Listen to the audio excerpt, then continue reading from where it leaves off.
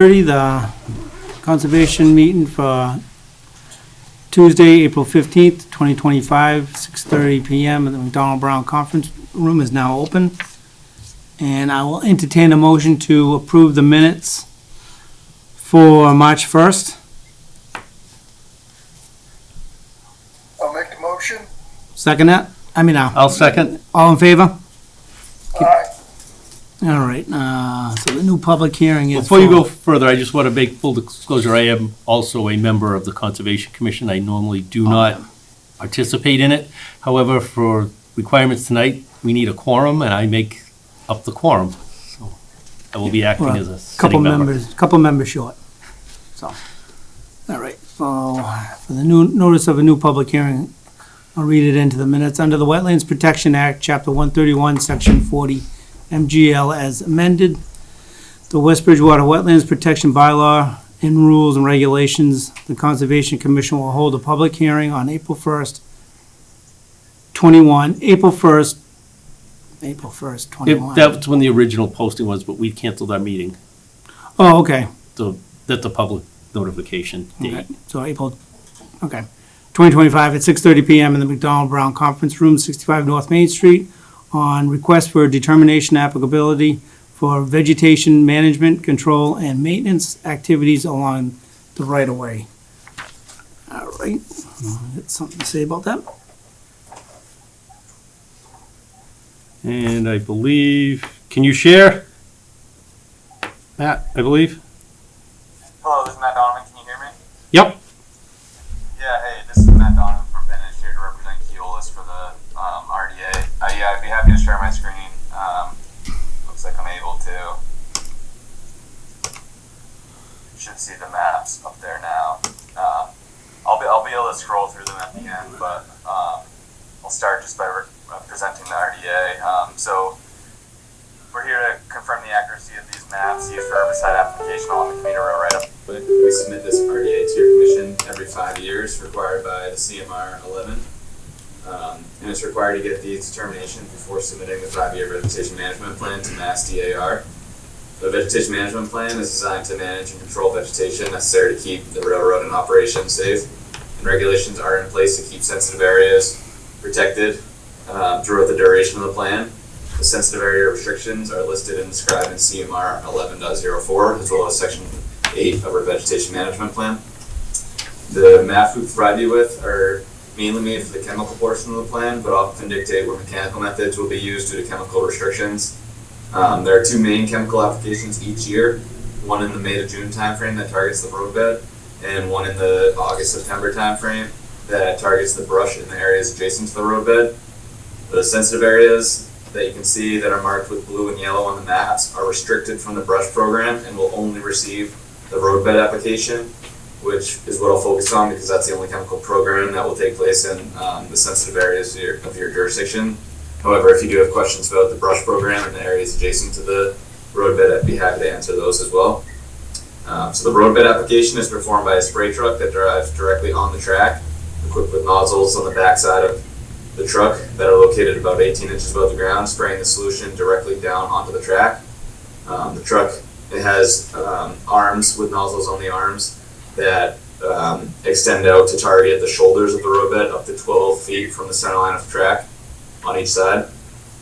The certified applicator is always accompanied by an environmental monitor, familiar with the site conditions and equipped with these maps, instructing the operator as necessary. The applicator has the ability to turn off the nozzles, or in many cases just the side nozzles, where the mixture is being applied to the shoulders where it may be getting close to the buffer zone of a sensitive area, and they can just turn it off right at the flip of the switch. So the yellow zones will never receive treatment to the shoulders. Oftentimes it will still receive treatment directly down onto the track, on the ties, where it's most important to keep that area free of vegetation, and that's done at the environmental monitor and applicator's discretion to keep it in conformance with the regulations. The blue zones typically represent being within between 10 and 100 feet of a sensitive area, so the buffer zone. These zones typically receive the full roadbed treatment, but the environmental monitor and applicator are always on alert in these areas. If there's any standing water, they'll shut shut the nozzles off as they come upon it. The light blue zones are sprayed once every 1 year, and the dark blue zones are sprayed every 2 years. The dark blue zones are more DEP and water supply zones, so it's not like you would see it in the field, but it's the layers on the map that we use to delineate those. So the chemicals out in the blue and yellow zones, due to the limited spray, more effort is put into controlling the vegetation with manual and mechanical measures due to the lack of chemicals. The chemical mixture varies each year and is chosen by the applicator. With that said, all the chemicals are taken from the right-of-way approved sensitive area ministerial list provided by Mass DAR. We do provide each year's mixture in the yearly operational plan that we send to your commission every year, as well as the Board of Health and Select Board. Your commission will have the opportunity to comment on the VMP when we, after these determinations, during the review process of the vegetation management plan. We'll be submitting that towards the end of the summer this year to DAR. So I'd be happy to answer any questions you may have. We are seeking a positive 2A determination to confirm the maps, as well as a negative determination for the work included in the vegetation management plan. Nothing's changed, everything's just, you're doing the same thing you usually do, right? Yeah, everything has stayed the same. We did go out and confirm that the markers, or replace the markers, because a lot of times over the years they get banged up and they go missing. So we did replace the markers on the track to make that coincide with these maps. So yeah, everything, all the work is the same as it's always been, at least since the last submission. Sounds good. Steve, you got anything? Go ahead, then. Okay. I'm fine with it. I've received the yearly notifications from MDR, so we're all set with those. Okay, so I'll entertain a motion to close the hearing. I'll make that motion. Second? All in favor? Aye. Aye. And I'll entertain a motion to issue a -2 determination. I'll make that motion. I'll second. All in favor? Aye. Okay, that's all set. Next one is the River Street. And you're looking for the positive on a number 3, you said? Yes. Okay. You'll need to enter a positive number 3 on it. I didn't put that one on it because I didn't Oh, see it on it. entertain a Yep. motion for a positive, negative, a positive 3. I'll make that motion. Second? All in favor? Aye. Aye. Okay, all set? All set. Did you just confirm what the determinations were? You were looking for the -2, and you were looking for the positive 3, you said? Because I didn't see that in the form. A positive 2A. 2A, and negative okay. 2. I'll make that change. Okay, so 2A. Yep. entertain a motion for a positive 2A. 2A. I'll make that motion. Second? All in favor? Aye. Okay, Thank you, All right. everyone. I appreciate Thank it. Have you. a good night. you too. Aye. All right, the next one is the River Street. I'll read this into the minutes. Under the Wetlands Protection Act, Chapter 131, Section 40, MGL as amended, the West Bridgewater Wetlands Protection Bylaw and rules and regulations, and the West Bridgewater Comprehensive Stormwater Management Regulations, the Conservation Commission will hold a public hearing on April 15th, 2025 at 6:30 PM in the McDonald Brown Conference Room, 65 North Main Street, on a notice of intent at River Street for proposed sidewalk construction, associated stormwater controls, grading, utilities, and site work. All right, I'll go ahead on that one. Yep. Before you go any further, I do just have to do a public disclosure that I have registered with the town clerk's office, a disclosure of appearance of conflict of interest. My in-laws are in a abutter to this project. So I just have to make that public disclosure that that is in play, but I have publicly acknowledged that, and it's with the town clerk. Will you be taking comments from the group here? Phil? My name is Phil McNulty, DPW Director for West Bridgewater. Just a little overview of the project before we get into the resource area discussion, NOI. This is the third phase of a three-part sidewalk project. From 2021 to 2024, the town did 2 phases of sidewalks from the town center to Howard Street. This phase 3 will be from Howard Street and go down to South Elm Street, about a half a mile.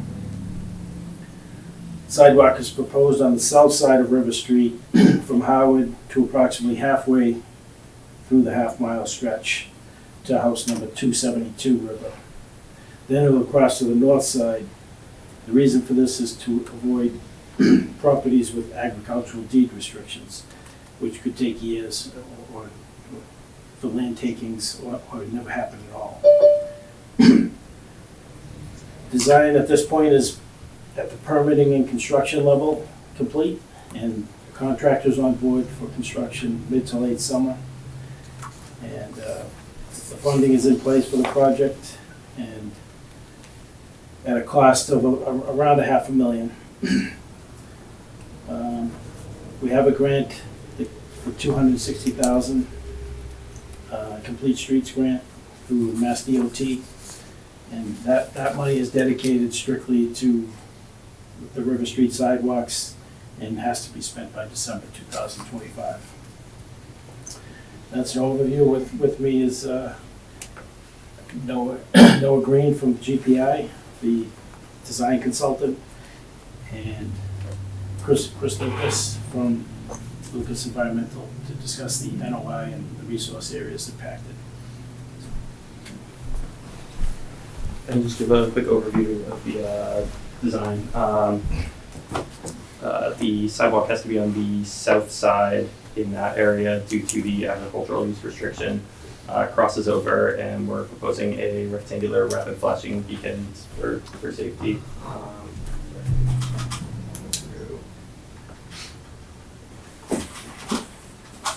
Now, is this pretty much gonna be like the same design as Howard Street down to the town park? Yep. Okay. You guys do that one? Yeah. Okay, so you, all right, I'm not sure. All 3 phases. Good idea. So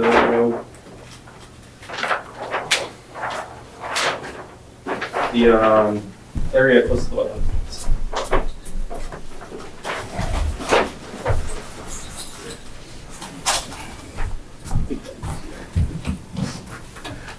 The area close to the wetlands, we had originally intended to slope back at 3-to-1, but that would have had significant impacts to filling in the floodplain.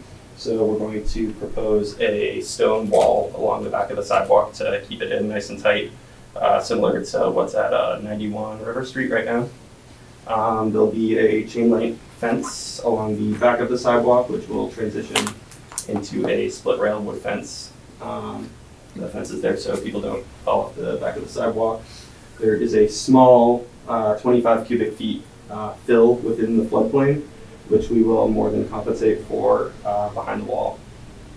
And the driveway opening will be retained as well on property. For the record, my name is Chris Lucas with Lucas Environmental, professional environmental scientist and registered professional soil scientist. Just give you a brief overview of exactly what we have for resources on the site. Show you an overview of this is an area of the site. We don't have the resources shown on there on the plan behind me, but this will give you kind of a bigger picture of the overall project. Howard Street's located further to the east with South Street. This is Forest Street down here, and South Elm is located here, Charles Street here. The site is not located in an outstanding resource water. There's no wellhead protection zones. There are no certified or potential runoff pools. There is a rare species habitat through this whole area down here. We have it shown on the plan. I'll show you that momentarily. We are not working in it. So we have no rare species obligations here because we are outside the habitat that has mapped. The NOI shows a plan showing it, but it's, the closest to the site is right here, and then it comes down to these. And how far do you have to be away from that?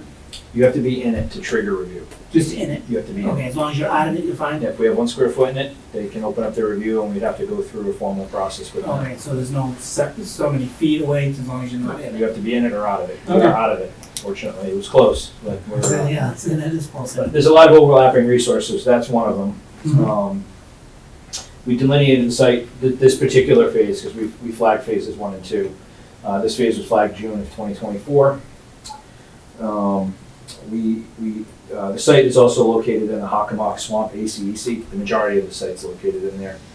DEP has issued a file number 328-0870. One of their comments was addressing the standards for ACEC. There's a general standard that we have to have no adverse impact. When I'm done, I think we should concur. We don't. Our opinion is we have no adverse impact to the resource areas. There are several resource areas on the site. Obviously, there's Town River, generally flowing parallel to River Street until it crosses under Forest, and then it heads west-southwest and away from the site. So this portion of the road is in the riverfront area. As you can see, it's all well-developed, graded, so we fall under standard 5 for redevelopment. And all our work's located to the south side. As Phil indicated, the north side wasn't viable here due to those agricultural restrictions. And there's also the old Bridgewater Historical Society indicated that they were not in favor of a sidewalk in front of the Keith house. So for historical and agricultural concerns, the sidewalk was proposed on the south side, which does have some minor impacts to resource areas. We're also in the floodplain on the site per the 2012 maps. It's elevation 58.1 up near Howard Street and drops down to an elevation of 62 towards South Elm. So there is some minor work in the floodplain. Parallel to this, the river here, there's a large BBW system that parallels. It's more evident here. You can see it on the aerial. And then there's a fringe through here behind these homes. We flagged that as the wetland A system, which is continuous with phase 2 and phase 1. And we just continued it. There's another wetland located up here, wetland B we previously flagged, but we're not in the buffer zone for that. Wetland C you can see on the aerial here. This is an old farm pond or something. We flagged the edge of that. We're outside the 100-foot buffer, as you'll see on the plans from that. That is isolated. And then we had 2 additional streams. We flagged Town River's Bank Series 1, which is the mean high water / bank. They were coincident. And then I believe it's in this vicinity here, was a small discharge from the street. There's a small intermittent stream conveying flows into the Town River. And then located here, there's a channel here, an old farm channel. We flagged the intermittent portion of it. When you go over those spots, whatever, you probably won't even be touching the pipes down there, right? We're not going near that now. Yeah. That's way down here we shouldn't. Yeah. So there'll be no work down there. We have no work proposed in the BBW, the IBW, the bank. Obviously, there's land underwater associated with this. All our work is limited to the 100-foot buffer zone, to the BBW and the riverfront and floodplain. Just quickly flip through a couple pages so you can see there's some other resources here. South Elm, nothing. Quickly flip through. This is that wetland C. That was that like ponded area. There was a fringe of wetland, so this is wetland C. You can see the 100-foot buffer zone. We don't clip that area. No other resources here as we continue down. That's adjacent to Charles Street. And then as we head towards Forest Street, we start getting into where the blue line here is wetland A. Here's the bank, mean high water of the river. This pink line is the inner riparian. This outer one is the 200-foot. And the red line is the 100-foot buffer, and we also have your 50-foot new disturb from BBW shown here. This is that drainage swale that comes through the ag field here, and then it flows into the catch basins here. So the resource, and then the area in green shown here are temporary impacts in the riverfront, and the blue are permanent impacts. I'll get into some of the numbers briefly. How we comply with the regulations.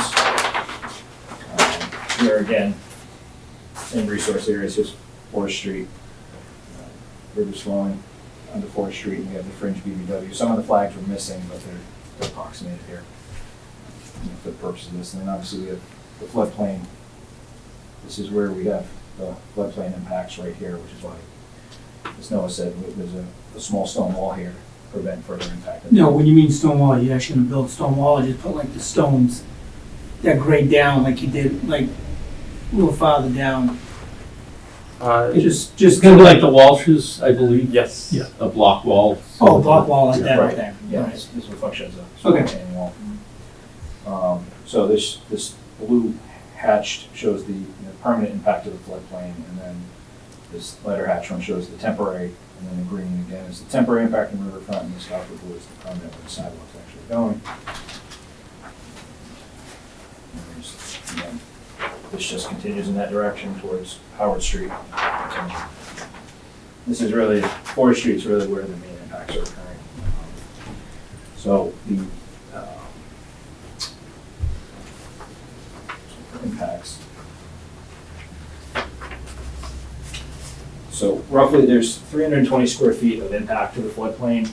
We have a net decrease in fill. So we have a net cut of roughly 14 cubic yards.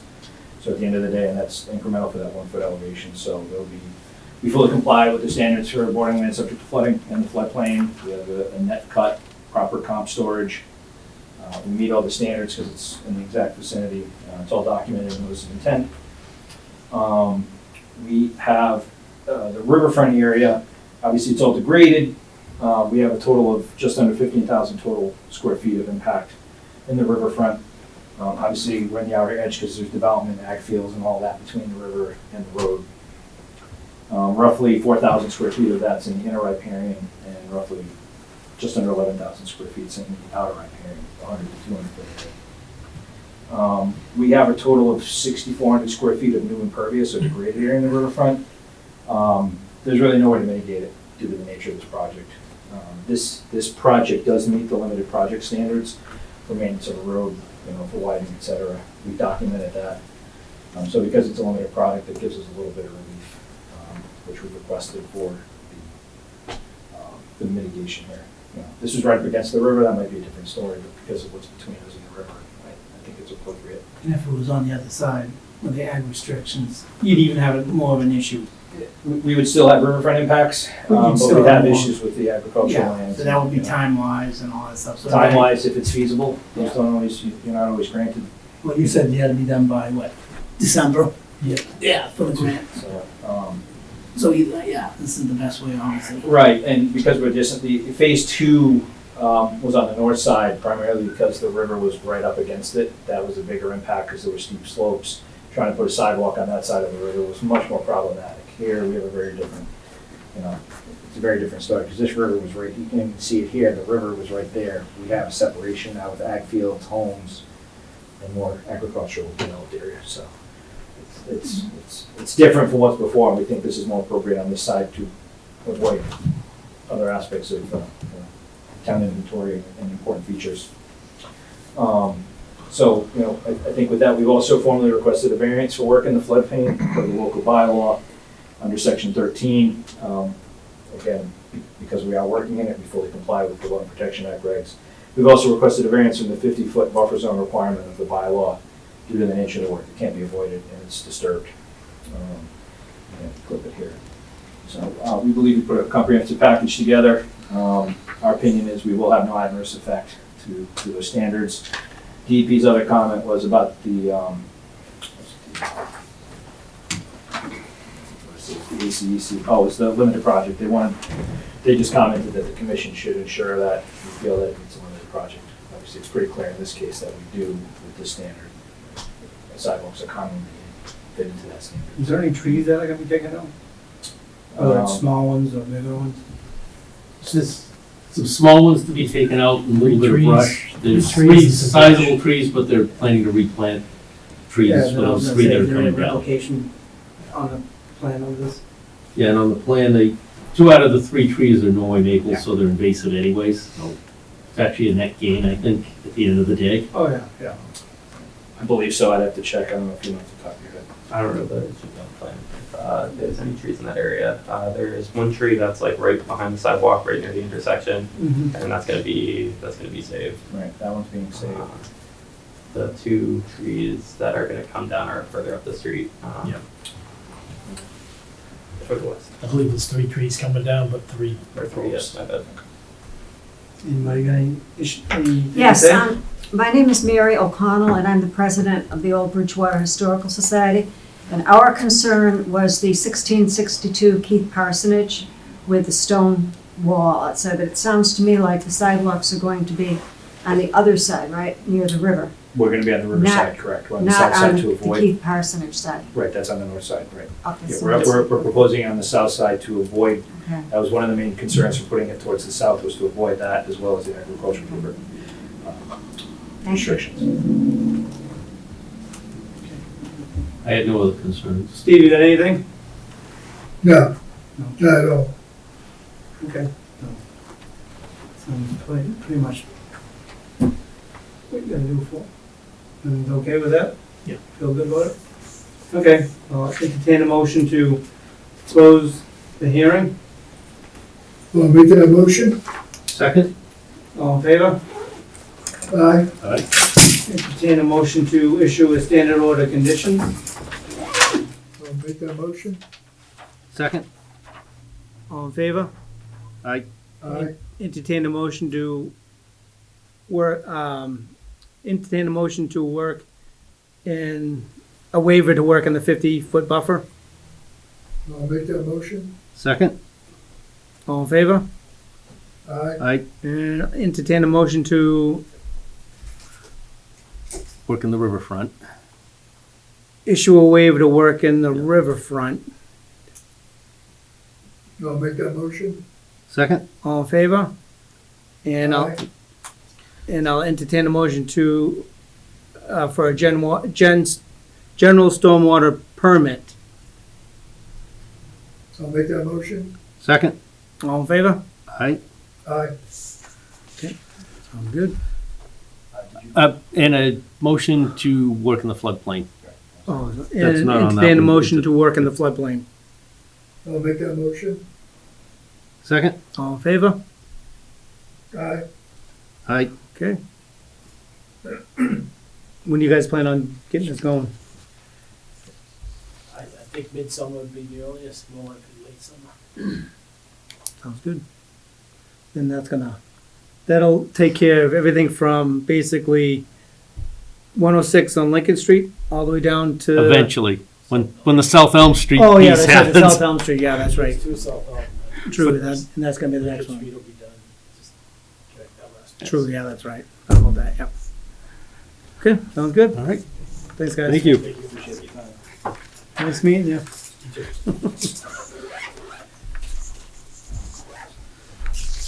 All right, next thing up is continue public hearing for 506 West Center Street. And they have requested a continuance to May 20th. Okay, and then they're just waiting for stuff, I guess? Yeah, Still waiting they're- on things and all that stuff. All right, so I'll entertain a motion to continue to May 20th. I'll make that motion. Second? All in favor? Aye. Have a good night, guys. Aye. And the next one is 124 Bryant Street. And they have requested to continue to May 6th. All right, We've got a few edits to do on the delineation that they're working on. okay. I'll entertain a motion to continue to May 6th. I'll make the motion. Second? All in favor? Aye. Aye. And you got anything to speak about there, Steve? No, I have nothing. Everything good for you? All right, then I guess I'll entertain a motion, to adjourn.